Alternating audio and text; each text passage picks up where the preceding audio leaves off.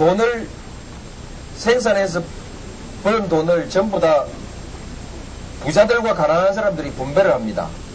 부자들도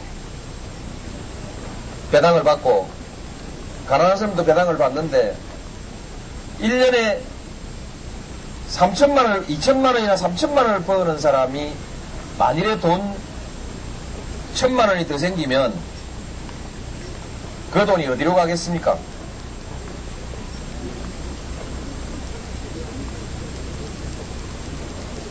지금 여기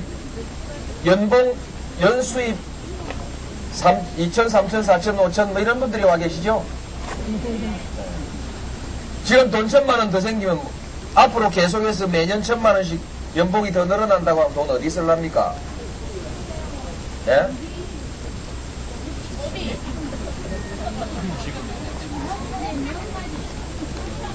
건강만에 필요합니다. 맞습니다. 내가 잘못 물어본 거야. 다시 깎읍시다. 1,000만 원 버는 사람이 1년에 연봉이 1,000만 원인 사람이 만일에 500만 원이 더 생기면 어디 쓰겠습니까? 예?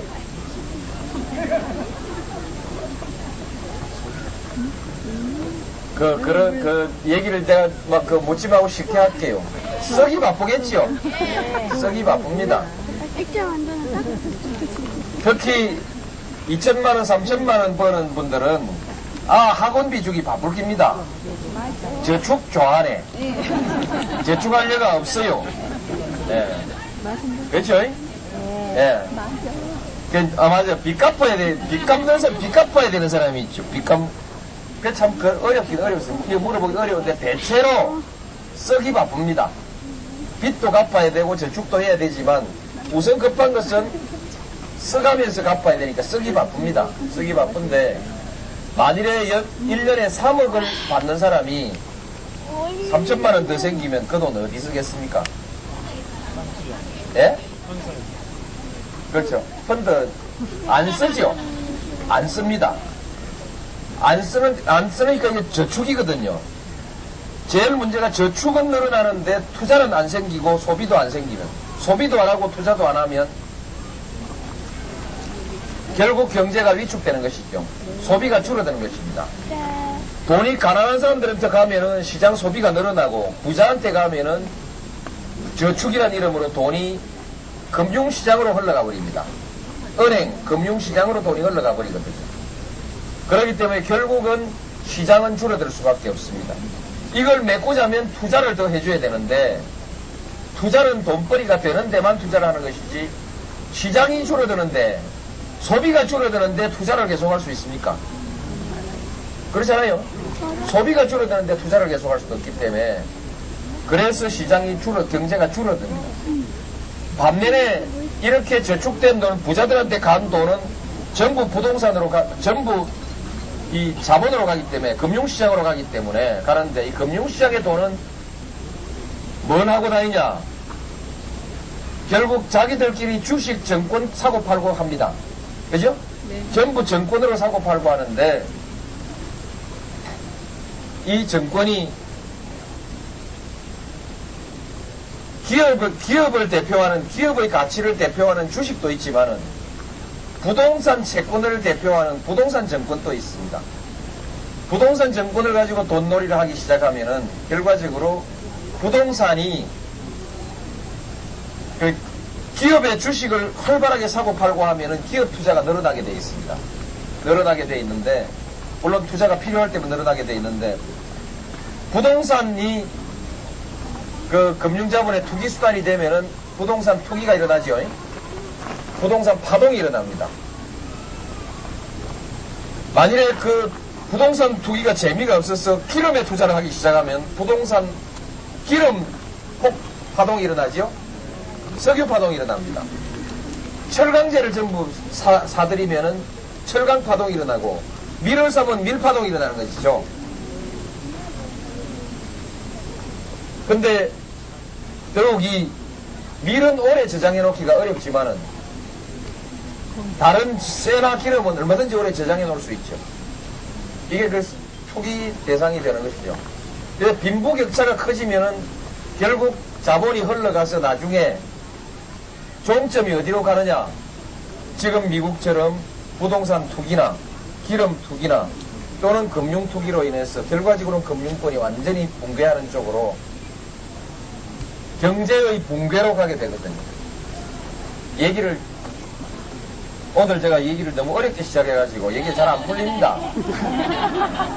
아주 쉽게 간단하게 하는 방법이 있는데, 그래서 결국 오늘 여러분 기분을 가지고 얘기를 했기 때문에, 기분 좋으냐 안 좋으냐 이걸 가지고 얘기를 했기 때문에 얘기가 어렵게 풀린 겁니다. 기분이 안 좋은 이유, 여러분이 불안한 이유, 아까 쭉 얘기를 드린 거죠. 이제 먹고 사는데, 먹고 살만한데 계속해서 이 불안하고 기분이 안 좋고 한 이유가 뭐냐 하면 바로 이런 것입니다. 그래서 모든 문제가 격차로부터 발생하는 것이죠. 생산이 부족해서 발생하는 것이 아니고, 성장이 부족해서 발생하는 것이 아니고 격차로부터 발생하는 것입니다. 이 격차로부터 발생하는 것을 지금 미국의 경제 파탄까지도 이 격차에서부터 비롯되는 것입니다. 그 중에서 이제 우리 국민들이 느낄 때 가장 피부로 느끼는 격차로 인한 고통은 점차 돈이 한쪽으로 몰리면서 자꾸만 어려운 사람들은 점점 더 일자리가 줄어듭니다. 일자리가 점차 기술이 발전하면서 줄어드는데, 이쪽에 이제 사람들의 고통이 압축되니까 이것을 임시적으로 해결하는 방법은 자전거가 서서도 갈 수 있게 하려면은 네발 자전거를 만들어야 되고, 서서도 안 넘어지게 하려면 네발 자전거를 만들어야 되고, 2발짜리 자전거를 가지고 안 자빠지게 하려면 계속 돌리는 수밖에 없습니다. 그래서 경제를 계속 돌리면 이 문제가 해결된다라고 말하는 사람들이 있거든요. 경제를 계속 돌리면 말하자면 국민들의 고통이 해결된다. 성장이 계속되니까.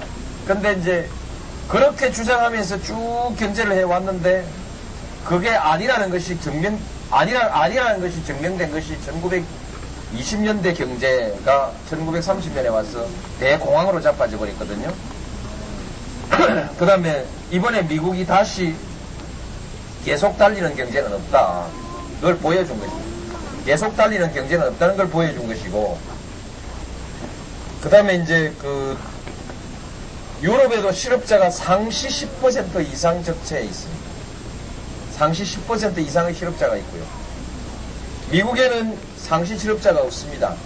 아주 저임금 근로자들이 존재하기 때문에 미국은 아주 특수한 구조의 저임금 근로자가 존재하는 그런 경제를 가지고 꾸려왔는데, 마지막에 와서 지금 저희 분배를 제대로 하지 않은 경제가 종점에 오면 뭐냐, 어떻게 되느냐를 지금 보여주고 있는 것이 미국 경제입니다.